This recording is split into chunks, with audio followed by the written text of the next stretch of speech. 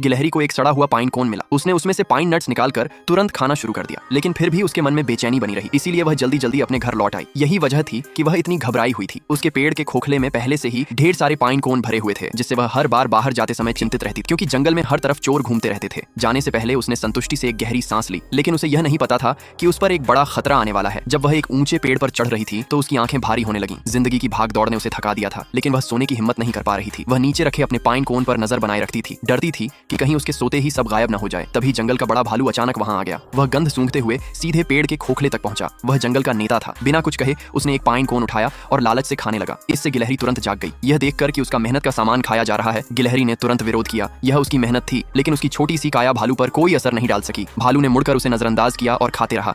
इससे गिलहरी पूरी तरह गुस्से में आ गई। वह तुरंत भालू पर झपट पड़ी, उसे उकसाने की कोशिश करने लगी। पता नहीं उसने यह चाल कहां से सीखी थी, लेकिन पलक झपकते ही भालू, जिसे श्योंगदा कहा जाता था, सब कुछ खाकर चला गया। उसके लिए ये पाइन कोन सिर्फ एक छोटा सा नाश्ता थे, लेकिन गिलहरी के लिए यह बहुत बड़ा नुकसान था। बिना खाने के वह सर्दियों में जीवित नहीं रह सकती थी, लेकिन जो गिलहरी श्योंगदा को चुनौती देने की हिम्मत रखती थी, वह कमजोर नहीं थी। उसने जमीन में एक गड्ढा खोदा और उसमें अपने पाइन कोन छिपाने लगी। वह देर रात तक मेहनत करती रही। उसे विश्वास था कि जमीन के नीचे रखने से वे सुरक्षित रहेंगे, लेकिन जैसे ही वह अपना काम पूरा करने वाली थी, एक और मुसीबत आ गई। आधी रात को दो शाही पॉर्क्यूपाइन्स ने उसके नए भंडार को ढूंढ लिया, और सबसे बुरी बात, श्योंगदा भी फिर वहां आ गया। उसकी सूंघने की क्षमता कुत्ते से भी ज्यादा तेज थी। चाहे पाइन कोन कितनी भी गहराई में छिपे हों, वह उन्हें ढूंढ ही लेता था। अगली सुबह गिलहरी ने अपने पेड़ के खोखले से आधा सिर बाहर निकाला। जमीन पर फैली तबाही देखकर वह सब समझ गई। एक सूखे पेड़ पर खड़ी होकर जब उसने नीचे देखा तो उसका दिल फिर से टूट गया। उसकी सारी जमा पूंजी एक बार फिर नष्ट हो चुकी थी। वह बिल्कुल असहाय हो गई। उसे समझ आने लगा कि केवल मेहनत करना ही काफी नहीं है, प्रकृति के नियमों के सामने यह काफी नहीं होता। इसीलिए अगले दिन उसने एक नया तरीका अपना। पेड़ पर चढ़ गई और वहां जहां भालू नहीं पहुंच सकता था, उसने अपना नया भंडार बनाया। पिछली गलतियों से सीखकर उसने तय कर लिया था कि अब वह सारी चीजें एक ही जगह पर नहीं रखेगी।